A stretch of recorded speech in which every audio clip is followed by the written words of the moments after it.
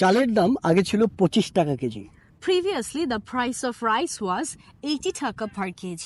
কিন্তু এখন বেড়ে দাঁড়িয়েছে 80 টাকা কেজিতে। But now it has increased to 80 taka per kg. পেঁয়াজের দাম তো ধরা ছোঁয়ার বাইরে।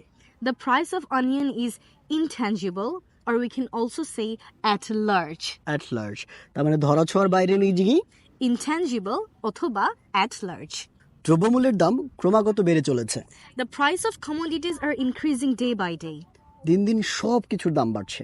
The price of everything is increasing day by day. নিত্য প্রয়োজনীয় জিনিস কিনতে কষ্ট হচ্ছে। It's really tough to buy necessary commodities. সাধারণ মানুষ না খেয়ে থাকছে। Common people are starving. ওকে, না খেয়ে থাকার ইংরেজি কি? Starving. Starve or starving. ওকে, এখন 1000 টাকা দিয়েও ব্যাগ ভরে না। The bag doesn't even get filled with 1000 taka. Exactly.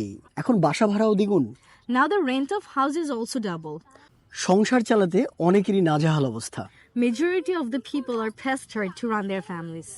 বাজারে গিয়ে শুধু সবজি কিনে আনি, Going to the market, I only buy vegetables. মাছ কেনার সামর্থ্য নেই। I don't have the ability to buy fish. আমি গত 6 মাসে গরুর মাংস খাইনি। I didn't have beef in the past 6 months. Income বাড়ছে না। Income is not increasing. আমরা 3 দিনের ইনকাম দিয়ে একদিনের বাজার করতে পারি। With the income of 3 days, we can only buy the commodities of 1 day.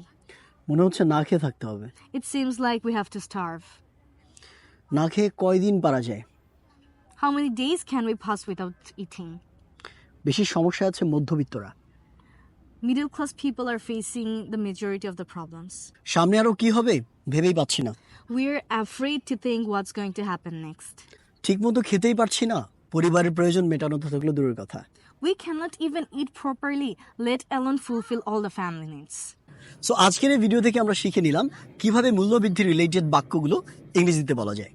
এবং আপনারা যদি আমাদের অনলাইন বা অফলাইন স্পোকেন ইংলিশ কোর্সে যুক্ত হতে চান তাহলে স্ক্রিনে দিয়ে হেল্পলাইন নাম্বারটাতে কল করে যে কোনো তথ্য জেনে নিতে পারেন। And don't forget to share this lesson.